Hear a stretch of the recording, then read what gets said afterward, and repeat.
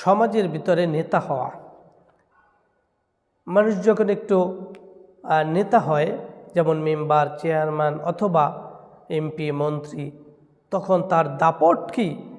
আমি জানো কি, আমি অমুক এলাকার মেম্বার বা অমুক এলাকার চেয়ারম্যান, অমুক এলাকার কমিশনার, অমুক এলাকার আমি এমপি, মন্ত্রী ইত্যাদি ইত্যাদি বলে মানুষদেরকে থ্রেট করে, মানুষদেরকে ভয় ভীতি দেখায়। অথচ এই যে নেতা হওয়া, এই যে তাকে মানুষের সামনে পরিচিত করা, এটা কি করেছেন? নিশ্চয়ই মহান পরাক্রমশালী আল্লাহ রাব্বুল আলামিন তিনি করেছেন।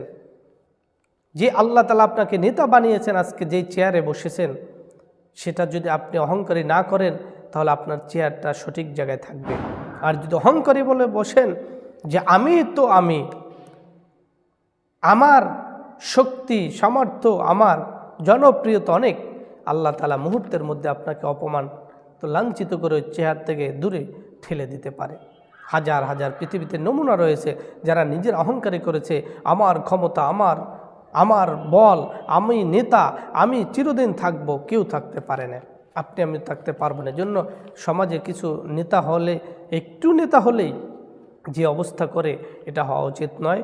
কোনো মানুষের এমপি, মন্ত্রী, প্রধানমন্ত্রী বা যে কোনো মন্ত্রী, এমপি হোক না কেন, চেয়ারম্যান মেম্বার হোক না কেন, তাদের উচিত যে এই ক্ষমতা তো আল্লাহ তাআলা আমাকে দিয়েছেন, আল্লাহ তাআলারই দান, তো এই জন্য অপব্যবহার না করা, সঠিক জায়গায় ব্যবহার করা।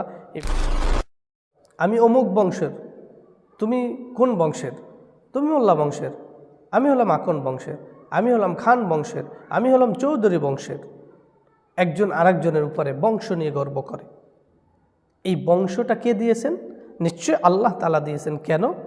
আপনার একই নাম, মনে করেন আপনার নাম আব্দুর রহমান, এই আব্দুর রহমান এলাকায় 10 জন আছে।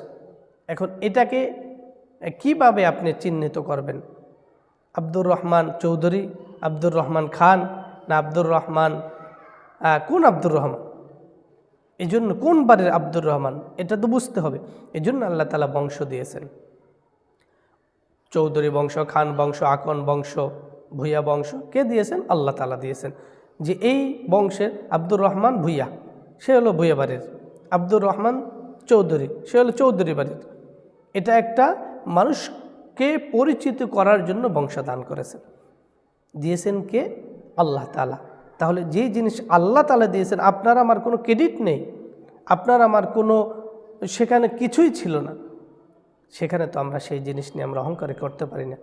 এর জন্য বংশ নিয়ে অধিকাংশ মানুষই অহংকারী থাকেন।